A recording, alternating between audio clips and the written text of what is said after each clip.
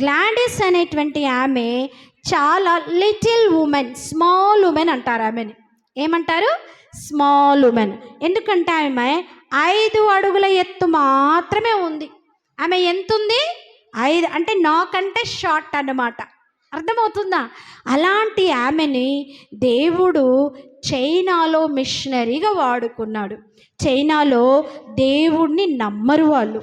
అదంతా కూడా దేవుడు లేడు అని చెప్పేటువంటి స్థలం అది.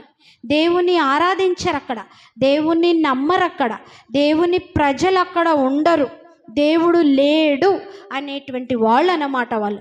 అలాంటి మాటి మధ్యలో ఈ యొక్క గ్లాడిస్ ఆలివర్డ్ని వాడుకున్నాడు.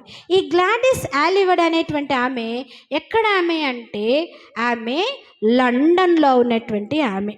ఆమె ఎవరు? లండన్. ఎక్కడుండే ఆమె? లండన్. చూడండి, ఈమె అన్నమాట గ్లాడిస్ ఆలివర్డ్. ఈమె లండన్లో ఉంటుంది. ఈమె ఎప్పుడు పుట్టింది తెలుసా? ఈమె 1902, అంటే 1902లో పుట్టింది. ఎప్పుడు? ఫిబ్రవరి 24లో ఎడ్మింటన్ అనేటువంటి ప్లేస్లో పుట్టింది. ఈమె ఎక్కడ పుట్టింది?